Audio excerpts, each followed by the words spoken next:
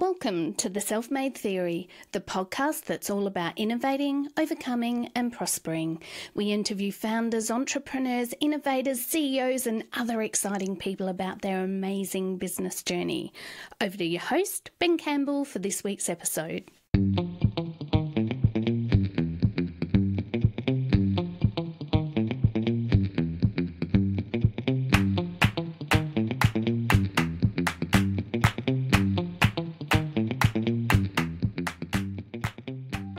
Hey listeners, it's Ben here and welcome back to The Self-Made Theory. Now many of you will have heard the terms big data, analytics and all that very boring sounding terminology. But wait, don't tune out. If you've seen the movie Minority Report, where Tom Cruise is walking past digital signage where the advertisements are tailored just for him, then you'll get a bit of an insight into what this episode is all about. And you can actually look at this episode in a few different ways, from the lens of a Big Brother-esque conspiracy theorist, or from the lens of how you can use big data to truly drive compelling competitive advantage and experiences for your customers. I interview Kelly from Expose Data, who's an expert in this space, at the new South Australian Lot 14 Innovation Entrepreneur Precinct, where they're the first tenant. We discuss about imagining a world where the retail store knows you're sad when you walk in and tailors your shopping experience to make you happy. How if you have good left and right brain thinking, then perhaps a career in data analytics is for you.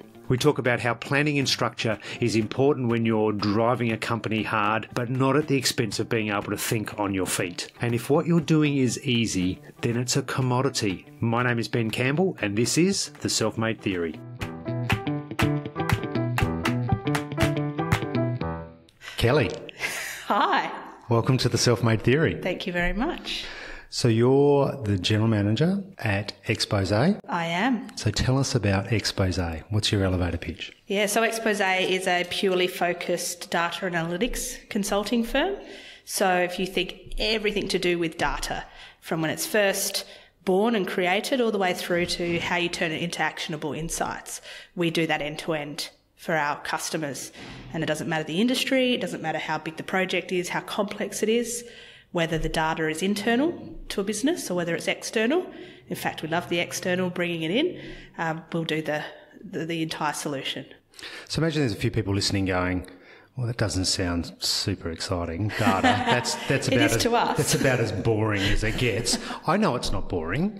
Can you tell us why it's not boring and what the insights are that you gather for customers? Yeah, sure. Look, I think it really depends on the customer. If you think about retail, how can you take how a person's feeling?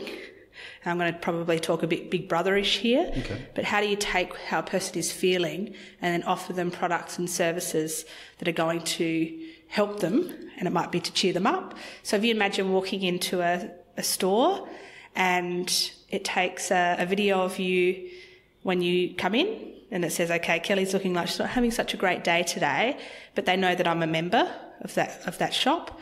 And so all of a sudden I'll get a text message or an alert on my phone saying, Kelly, did you know chocolate's on sale today for $1, right? And we all know that chocolate picks you up when you're not having such a good day. Well, it does for me anyway. I can do chocolate when I'm happy, sad or anything else. At the moment I'm pregnant, so I do chocolate every hour of the day. But if you start thinking about how you really turn, boring data, transactional data, into something that can offer an insight that either helps someone, right? And so we talk about things like cognitive services. So how do you use emotion and reaction to better what you offer to someone? If you think about, we did a piece of work with an aged care provider, and they have a heap of refrigerators in all of their aged care facilities. And you might think it's a refrigerator. However, those fridges contain medication and special food. So they're very, very important, right? South Australia has a few blackouts that occur, especially in summertime. We do. I have a lot of interstate friends. We do have a bit of a reputation these days. Yeah, I know that too. We haven't had one for a while, but no, we haven't, and apparently we're not going to have that many this summer. We'll see. However, you can imagine then that if there are blackouts across all of those aged care facilities, they don't know how long that refrigerator has been off for. So they needed to throw out all of the medication, all of the special food. For people in their care, that is, that's what has to be done because it's detrimental to health. They can't give them medication or food that's spoiled. So we came up with a solution where we put refrigerator temperature sensors into the fridges, and we were able to alert the aged care facility manager and let him or her know if those refrigerators went below or above a temperature threshold. So it could even mean that someone's left the door open. But what that means is it saved them hundreds of thousands of dollars a year. But the most important thing is that we know that the health and well-being of those, I won't call them patients, the people that are in their care, is all good. So where does the data come from? So using the example of the retail, which does sound, I think you used the term big brother-ish. Big Brother, it does. But where does that data come from, and how are you analysing that I'm happy or sad? Yes. And then tracking that to potentially that I'm a member. How does it work? Yeah, so there's lots of products out there that do it. So if you think about, there are services out there that will take that video and they can quite easily interpret a face and see what the emotion is with pretty accurate prediction, right? So you're talking anything about 85% or up is high prediction and high clarity. So we would take that data. As you walk into the store and you've got the app on your phone, it knows who you are. Sorry, I mean, with every single app, that's what happens, unless you turn it off. But if you sign up to a lot of things, it happens automatically. So all of a sudden, we've said Kelly's walked in. We can tell because she's got her phone on her and she's a member. So we can place Kelly to that image or that video of face. And therefore, we can then start to take the data emotion from the video and take the data of Kelly from her phone app. And we do a predictive analytics. So if we do an algorithm that says if that emotion is equal to this, then these are the sorts of things that we would offer her. So as a retailer or as somebody wanting to sell something, that actually sounds like pretty powerful data. It is. It is very, very powerful, especially if you think about retail outlets that don't have a loyalty program, right? So they've sort of been late to adopt it.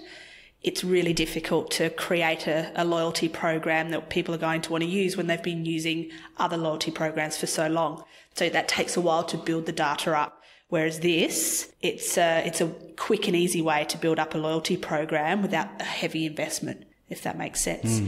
And so then and some retailers can then off-sell that data and commercialise it. It's all anonymous, the way that they commercialise it, but still it means that there's other industries that can gain insight from that. So I'm thinking Minority Report. Tom Cruise walking down the street, having all this personalised advertising thrown at him because it recognises, and in this case, I think they were using his eyes. Yes, that's right. They were using the eyes. In effect, it's really the same type of process, isn't it? Most definitely. If you think about the financial services if we talk about things like banking and loans and where that is headed in the future, and certainly aspects that we've been looking into on behalf of our customers, if Kelly Druitt is a customer of whatever bank, let's say NAB, and I walk into a car yard, it knows that I've walked into a car yard, and all of a sudden NAB on my phone alerts me to say that I've got pre-approval for a personal car loan of $10,000, for example. So that's the way that it is going to evolve because it has to, right? We need to be smarter and faster, especially with the millennials and those next generation. That's what they are going to want to expect. So I'm listening to this and thinking that sounds a little bit creepy for me, but it's just the world, right? It's the way things are going, and it's very tailored to your experience as a person and what you are interested in. That's exactly right. So that whole mass market advertising once upon a time where we all sat in front of the TV and got the same ads whether it was relevant to us or not, now we're having tailored experiences that relate just to me. That's exactly right. So, customers, as in customers of ours, see it as a win-win situation because it is targeted marketing and advertising. However, for the consumer, for their customer, they are actually getting tailored customer service, right? Which is incredibly important, because that's what people say is I want it to feel like it's just meant for me. Whether it is or not, I'm not commenting on that. You're just facilitating the process, right? Exactly right. Exactly right. So you didn't wake up yesterday and decide that you wanted to get into this type of business. Where did your journey start? Yes, so I've got an interesting story. I'm a weird individual in that I am incredibly logical, so which is probably why I went down the IT path. But I'm also quite creative and I was meant to study at NIDA, actually, which is a bit weird, but I didn't think I was going to be the next Kylie Minogue on Neighbours. So I went down the computer science path. I think quite early on I worked in Sydney when I got into university, because there wasn't a lot of jobs in South Australia at the time in IT, especially for someone that was still studying. It saw me start with Fairfax Interactive, which was the online arm of Fairfax at the time. And I worked there for a while and learnt a lot. And pretty much from the beginning, I knew that data, for me, was really, really exciting, the way that you could use it and offer insights. So progressed from there, went and worked, did quite a number of years at Yahoo in Sydney, and then, got a bit homesick and made my way back to South Australia. I went and worked for SA Water, and I was at SA Water for 7 years. And while I was there, I think that was a pivotal career change for me, in that a CIO that started there met with every staff member in his first couple of weeks, and he called me back into his office and said, I really don't think you're cut out just to do a core technical role. You've got this side of you that loves to chat, which you'll pick up very quickly because I can talk a lot, but that likes to listen and talk and understand. And so I sort of shifted my roles more from that into that sort of consulting analysis side of things, which then, pushed me into a professional services or consulting role for consulting firms. And so then we fast forward to where I am now, or where we are as an organisation. We saw a need in the market for a purely focused data analytics firm in South Australia. There wasn't one at the time. So the 1st of July 2016, we were born. So what was happening in the rest of the market around Australia? Were there other firms around Australia that were in the market for a long time, or is this a new industry? Yes and no. So certainly in Melbourne and Sydney, there are a couple of purely focused data analytics firms, and they've been around for, you're looking at max 4 to 5 years. So it is relatively new, but the concept of business intelligence and data analytics consulting has really been there for a long time. It's just within a capability within a bigger consulting firm. And I just want to put a side note in that I need to stop using consulting, because certainly in South Australia it's frowned upon a bit. So we're trying to change the way that we market ourselves. So excuse me if I chop and change between consulting and professional services. Why has consulting got that reputation? The reason it has is you look at the top 4, and look, they're great at what they do. The issue in South Australia is it's very expensive and time consuming. And I think from a government perspective, which we're a big government state, is that that's that stigma of, if it's consulting, it's going to cost us a lot of money and it's going to take a long time, and we're not quite sure the return on investment is there. So I think with the change of government, they've sort of been saying, look, we need to look at the South Australian companies that are up and coming and need to stay away from the sort of consulting firms, even though in our own right we are a consulting firm. But clearly there's a difference, right? So clearly clients are seeing a difference in terms of the outcome that you're providing, perhaps the traditional firms don't provide or don't provide as well. What's the difference? What are you doing differently that clients are recognising? Yeah, I think that certainly one of the big differences is that we're local. So the people that work on an engagement are in South Australia. They know the South Australian market and what's needed. Every project they work on is in South Australia, so they know what's been happening and what is happening in the market. That in itself is so powerful, right? Because if I took one of my guys here in South Australia and I put them in Victoria, and sometimes we do that, you know, they need to understand a completely new state and the way that it operates. And that's what sometimes happens with the Big Four, is that they get people from interstate, right, and they don't understand our immediate market. Also, you know, we're not driven by technology. I'm not saying the Big Four are, because they do a lot of strategy and roadmap work. However, you know, we understand the business problems thoroughly before we devise a solution. Most people, when they think about, you know, big data and data analytics, are thinking, sorry for the stereotype, nerdy mathematical... Neckbeards. What did you call them? People with neckbeards. Right. Yes. Neckbeards. Yes. It's funny because it's true. So I think, you know, most people would think highly technical, yes, highly mathematical, highly introverted, you know, people who just love data and stuff. Yes. But what I'm hearing and what I've experienced is people who understand business, problems, environment, outcome, a whole different piece that comes with, you know, that, you know, technical side. And that's why it's incredibly difficult for us to recruit. And I'll just talk South Australia here. It's incredibly difficult for us to recruit in South Australia is because we look for people that have got the business acumen as well as the technology. However, I will always employ the business side because the technology you can learn. And so do you see your strength, you know, you talked about your creative side with your analytical side. Those two are sort of the perfect combination? Most definitely. So we, our people at Expose are called Purple People. And the notion behind that, I know it's, you know, sort of walking around looking like Barney, but excuse me. I've seen them. They don't look like Barney. No, they don't. Not all of them anyway.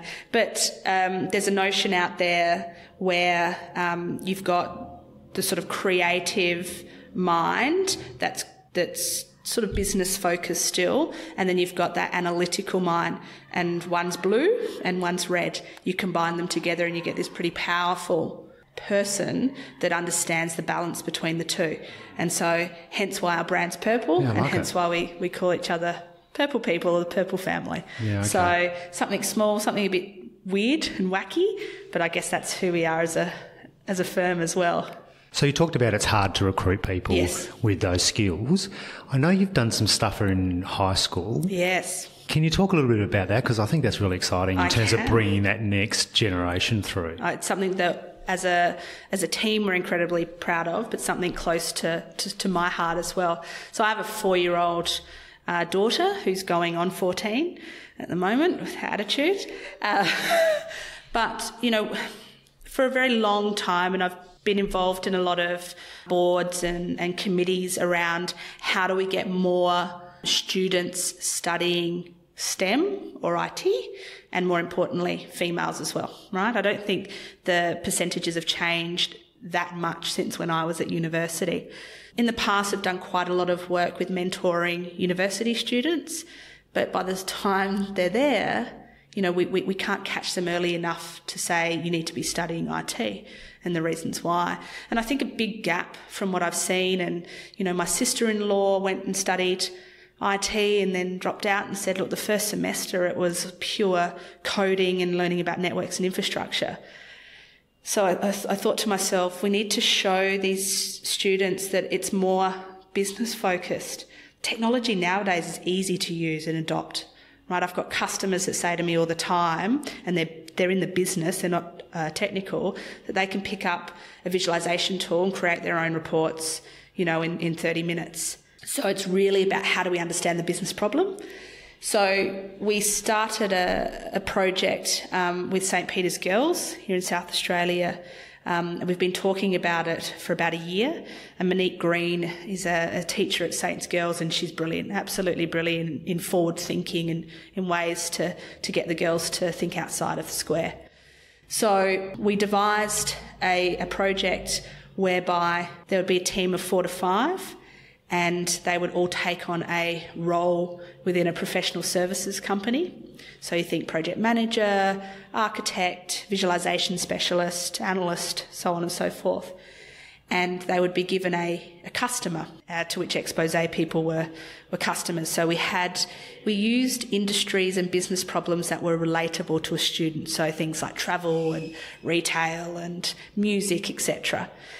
So we came up with a business problem that they were given. They were also given a set of data, and also a subject matter expert from a technical perspective to work with them throughout the life of the engagement. And it was an 8-week special project. They came into the Exposé offices. We gave them their pitch, and then they asked the CEO of that business a series of questions. From there, they provided project status reports, a requirement specification, and then right at the end of the engagement, they presented a solution to the business problem, and they used a visualization tool to do that, which was Microsoft Power BI. So going into this, what did you expect to get out from a bunch of high school students? To be fair, I thought that they would need a lot more help from their subject matter expert to look at ways to answer the questions, and then obviously to create the solution. So they'd probably, their answer would sit within the realms of what the subject matter expert proposed to them. What I got was 10 times better than that. Really? Wow. Yes. In fact, I think I may have shed a tear in disbelief and because I was incredibly proud that we had 2 teams. Excuse me. And they thought so far outside the square, it's not funny. I would hire them all in a heartbeat if I could. But what we got was, have you thought about micro economic data and bringing that in to influence people's buying patterns, and what happens if you take this interstate, how does it change, that sort of stuff we never thought they'd come up with. And it was almost like they went there straight away, because they weren't confined to maybe how sometimes we think as adults, right, and our experience, whereas they were like, well, we'll just try this and we'll try this and we'll try this. So the solutions were fantastic, and it really showed them that they didn't have to worry about the technical side of it, because they came up with a great solution to a business problem. Their presentations were fantastic. Look, we took away some learnings about what we're going to do next year.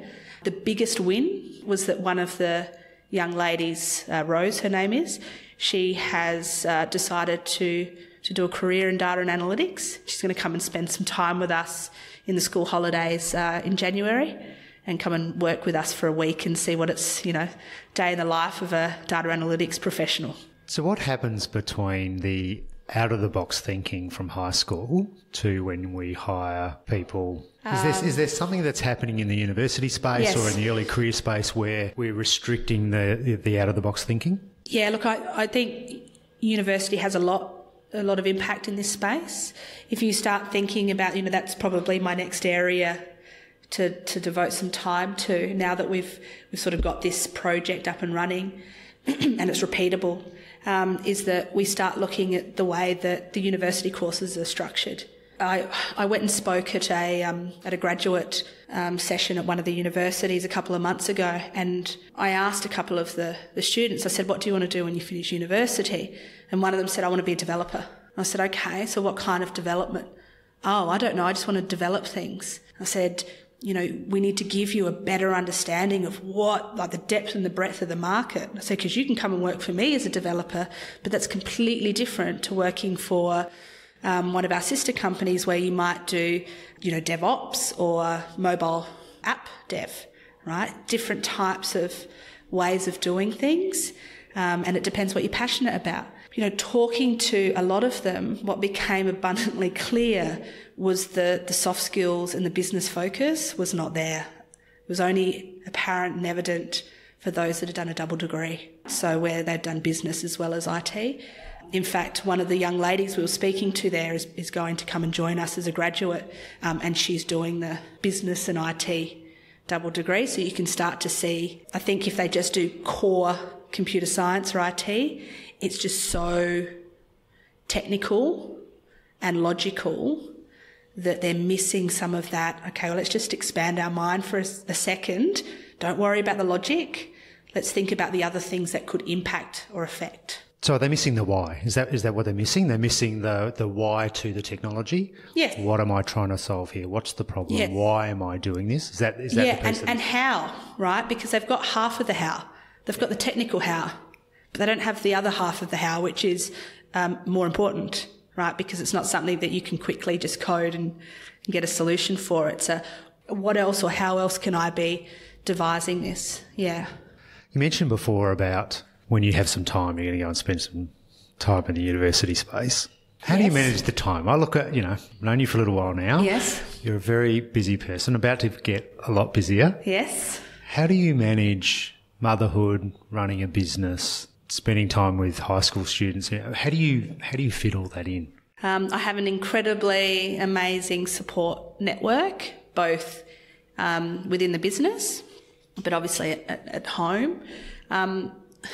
I've never been one to have a lot of sleep and to sort of sit there, and it's almost like I've got, ants in my pants. I need to be doing something. And if I'm really passionate about something anyway, I'm doing it for the right reasons.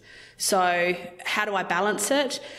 Look, here at Expose, it's really important. Family is incredibly important to us, and I say to the team all the time that we are a family in our own right, but we try and get work-life balance as balanced as possible.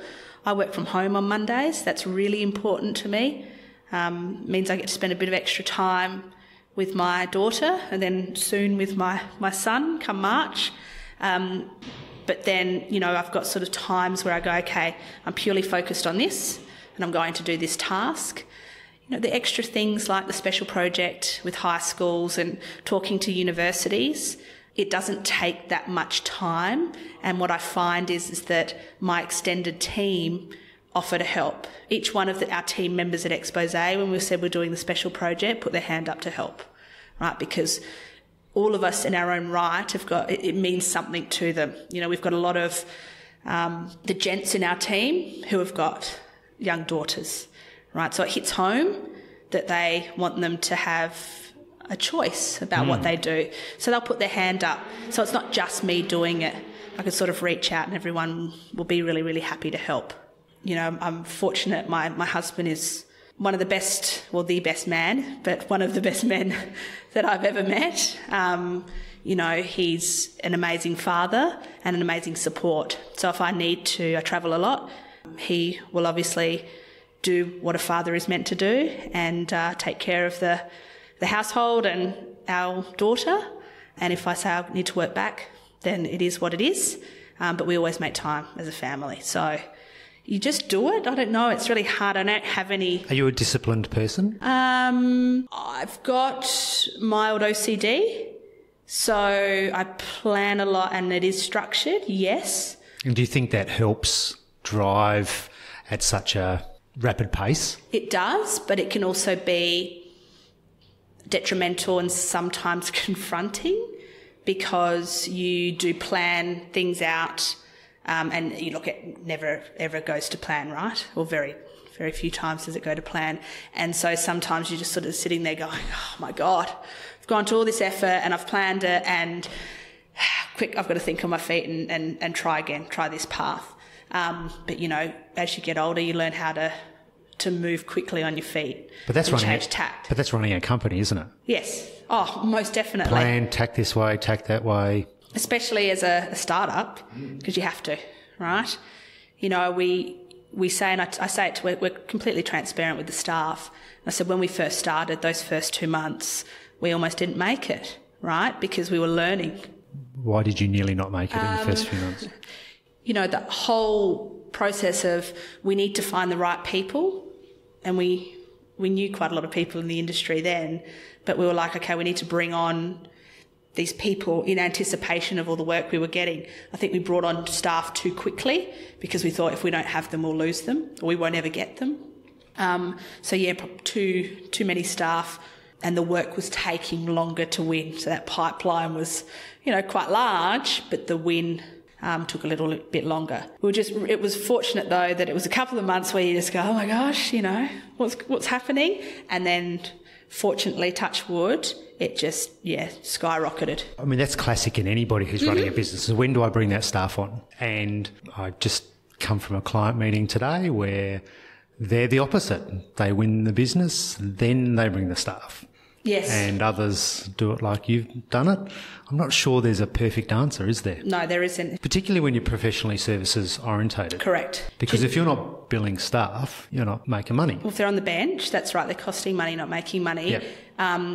Although it's still important to have the people on the bench, and the reason being is there's a lot of internal, R&D work that needs to be done. We have an amazing blog site.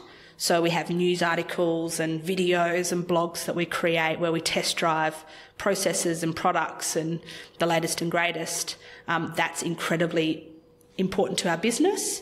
It costs us money, obviously, because it doesn't make us money by us doing it. However, in the long run, it will make us money, if that makes sense.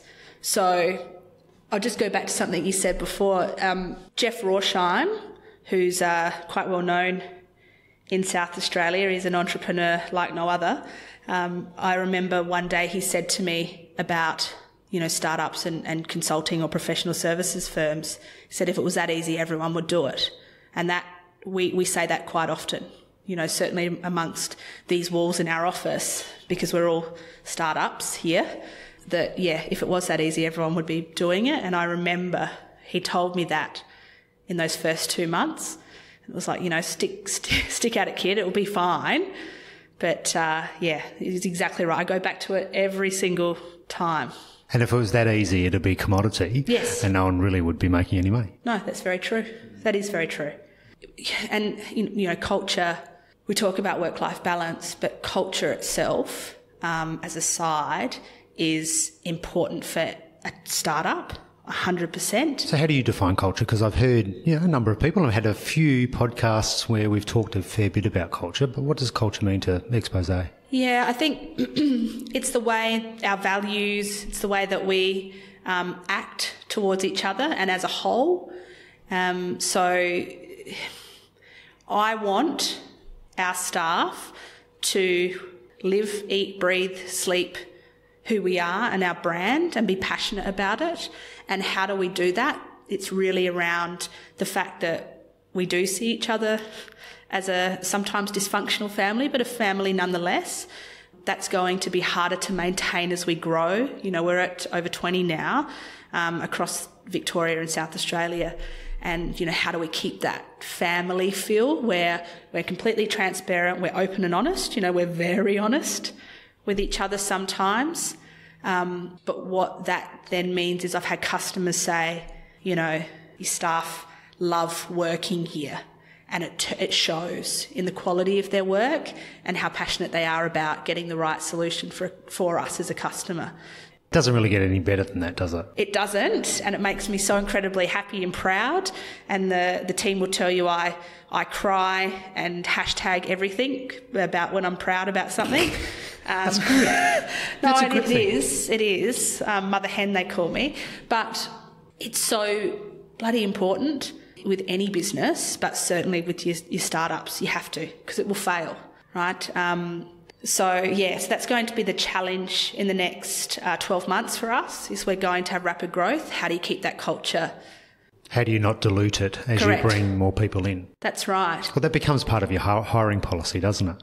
Yep. Often we've got position descriptions which talk about skills that we need and, other things that we need. Where's the culture section on that position description that you're then matching people up against? Well, that's a great point, because we don't have position descriptions. No, but we don't. Sorry, I was channeling my, consulting for a firm. No, I had someone say to me the other day, can you send me through a position description? And I went, we don't have them.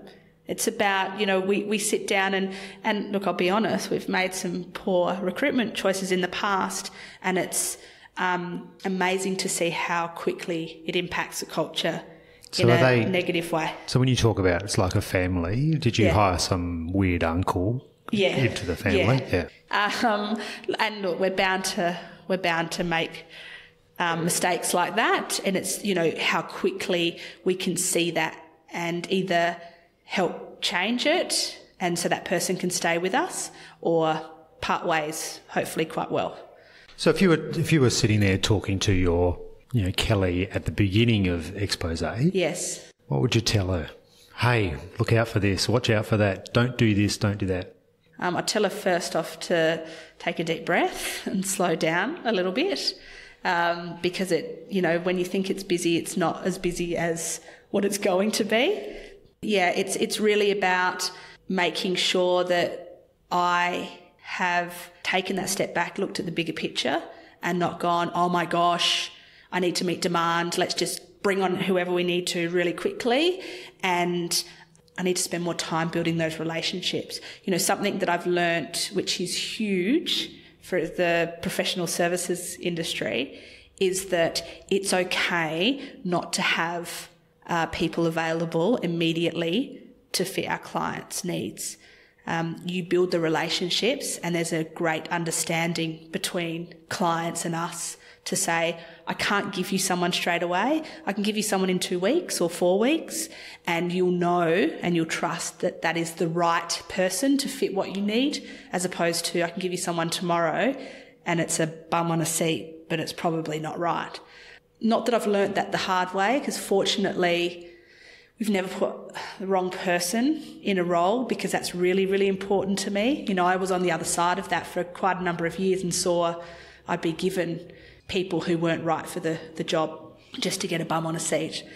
Certainly from the beginning, I was we need to fulfil this, straight away, or else the client's not going to want to work for us or work with us. Does that make sense? Yeah, absolutely. Yeah.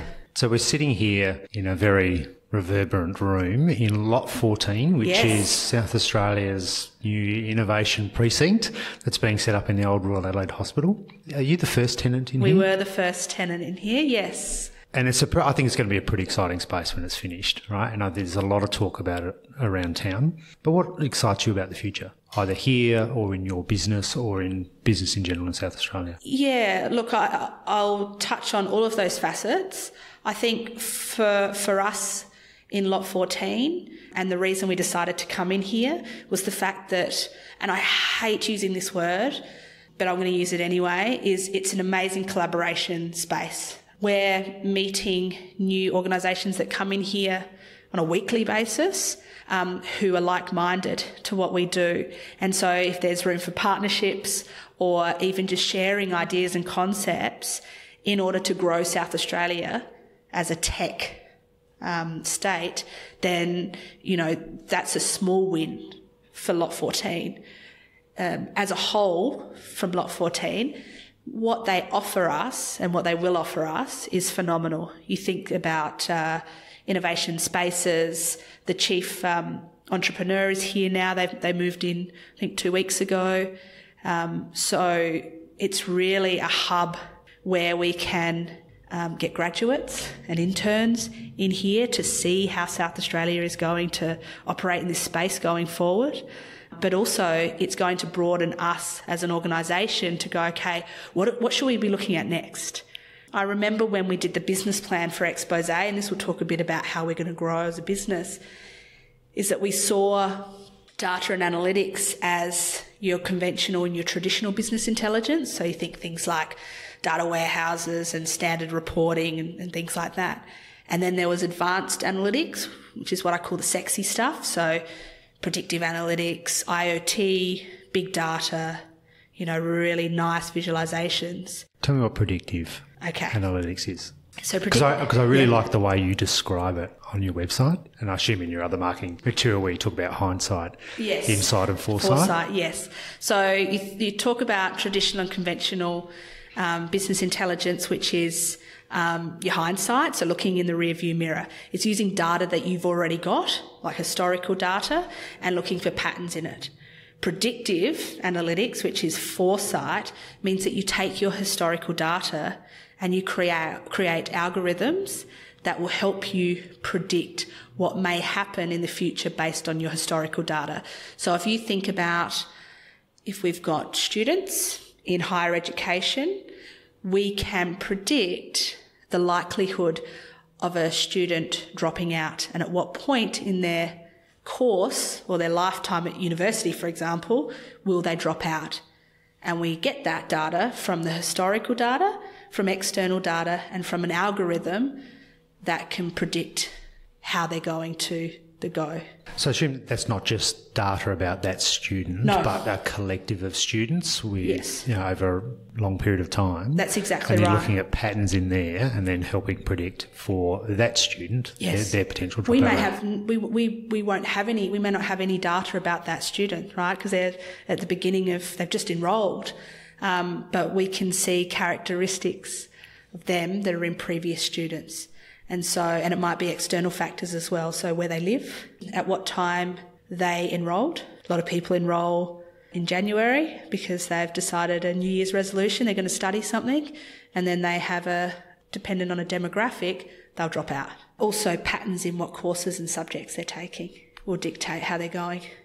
So without firms like Expose, yes, what are organisations doing? They have internal data scientists. Some do. Others just don't know. Most would have no idea. The whole thing that I don't know what I don't know. I don't know how many times I get told that in a week by customers and potential customers. And that's the whole thing is, the rate in which we're gathering, collecting and storing data is phenomenal, right? It's blowing our mind, especially social media now. And it's surpassed what we ever thought it was going to. So now you've got these businesses that are going, okay, we've got all this data alone that just sits here with us. But we know that we can take external data as well. And all of a sudden we've got all this really rich and powerful stuff. We just don't know what to do with it. So that's where things like your predictive analytics come in, because we can start seeing into the future with some high levels of accuracy, as opposed to in the past where it's okay, well, let's look at the data that we've got. We can kind of see if we can find some patterns. And then maybe make some decisions and then see what may happen. And then we'll get a whole bunch of historical data later on in a year's time. See whether it was a pass or a fail.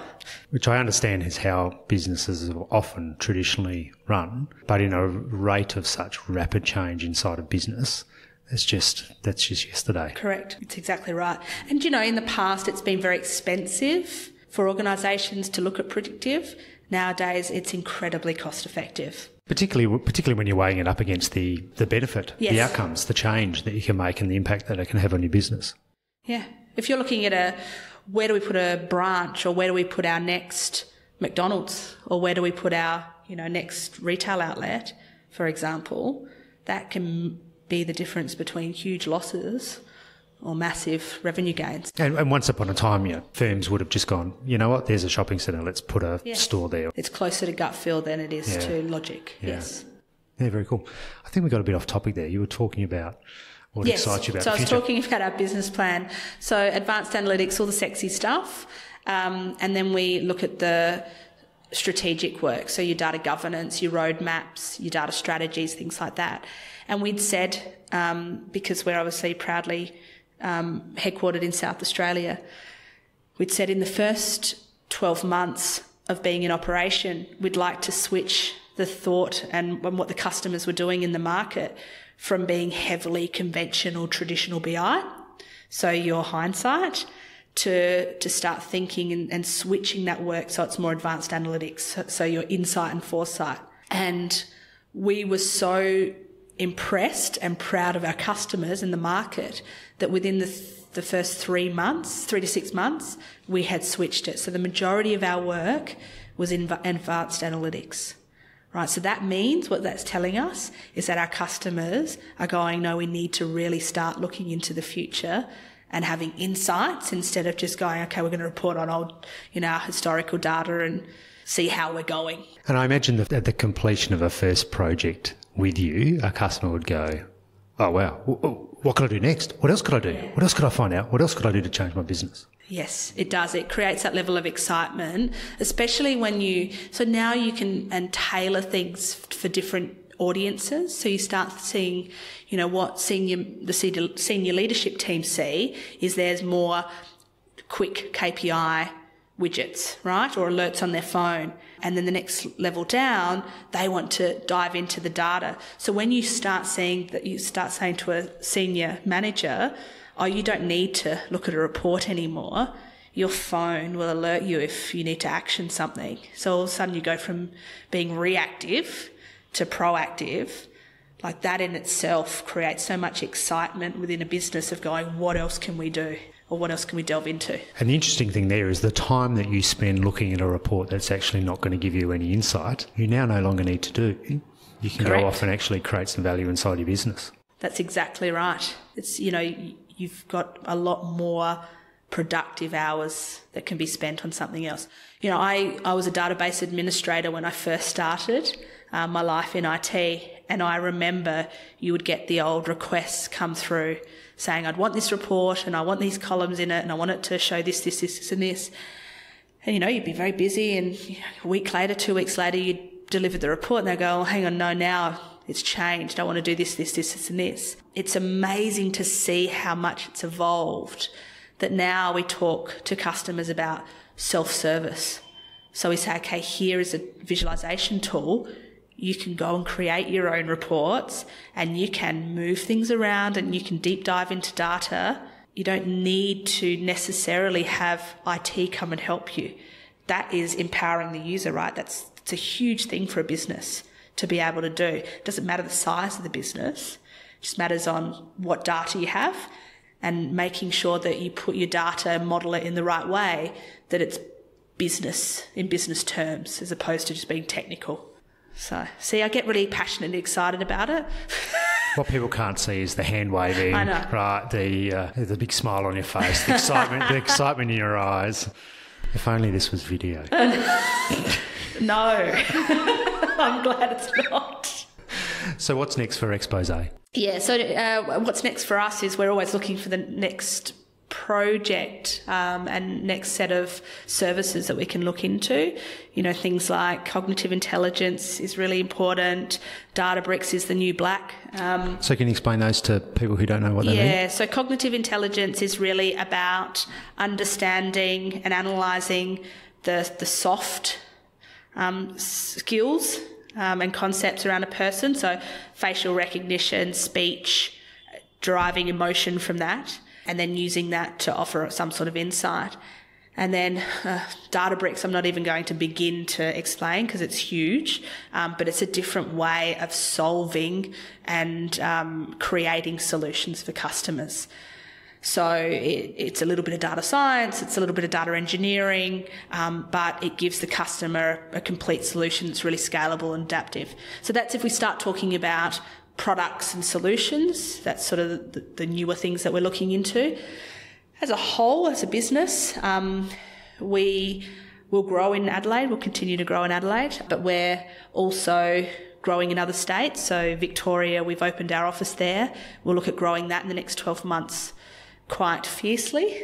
Is that a planned strategy to grow, or is that based on customer need? Or It was planned to grow. We actually opened Expose Vic 6 months earlier than intended, and that was because of the demand. We've got some brilliant customers here in South Australia who have spoken to their counterparts in Victoria, and that's how we got work. So we're, forever grateful and humbled by that. But what we were doing was sending our team from here over there, and we had so much work on here. So that really meant, okay, we need to really head down, bum up, and create that office in Vic. So we have, and we're growing that. And then once that's solid, healthy, growing well, then, might have to look at another state. Hopefully I'll have my second child by then, and, I'll have a bit more time on my hands.